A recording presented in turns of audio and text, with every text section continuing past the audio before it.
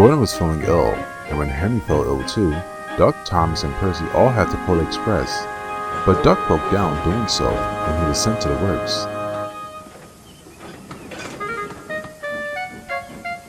Things took a long time, and Duck didn't like not being busy.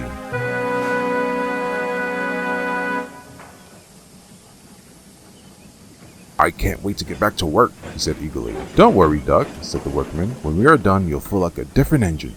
Next morning, the work was completed, and Duck felt amazing, and he was making a great amount of steam. "I feel like a brand new engine," he said happily.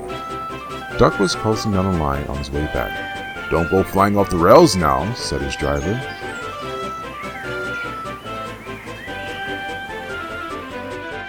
Duck puffed into the yard, so Topham Hatt was waiting for him.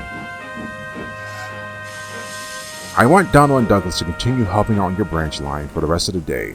I would like for you to help out with the extra work on the main line," he said. Duck, never backing down from work, was delighted. He worked in the yards, sorting out the cars and coaches with James, Henry, and Gordon.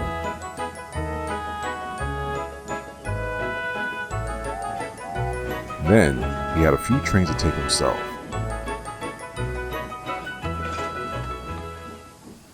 The other engines felt like Duck was showing off.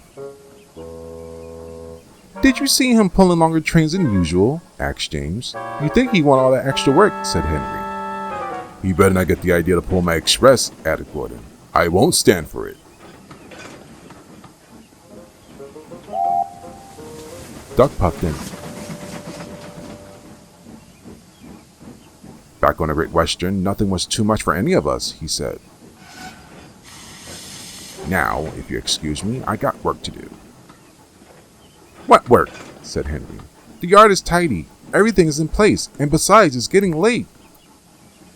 Henry was going to show Duck up, so he thought of a plan. "Can Duck take the Flying Kipper tonight?" he asked his driver. "A train like that needs a strong engine like you," protested his driver. "Duck is quite strong for a tank engine. He can manage."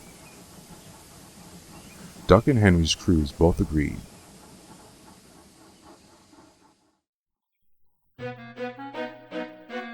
At the harbor, the Flying Kipper was lined up.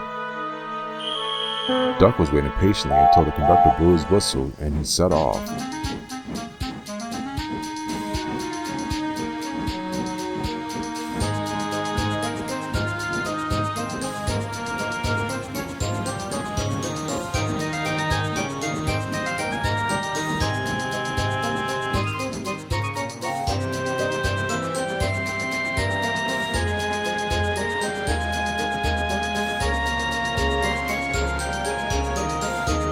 Duck was enjoying his journey.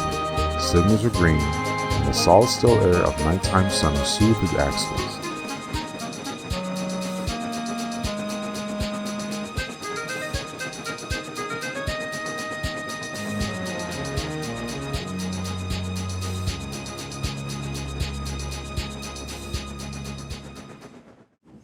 Duck started to get a bit sluggish when he saw the sun coming up.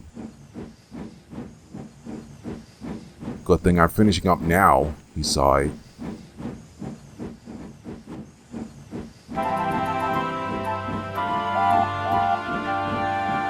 It was morning when Duck came back to the sheds.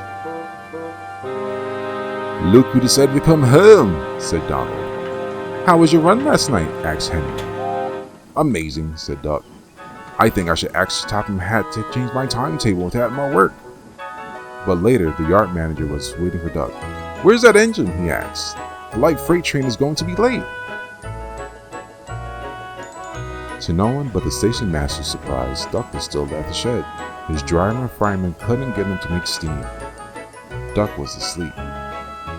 "I think our energy at the Great Western friend is catching us some sleep," chuckled Henry. Henry's plan had worked. "I think Duck got too big for his wheels, don't you?"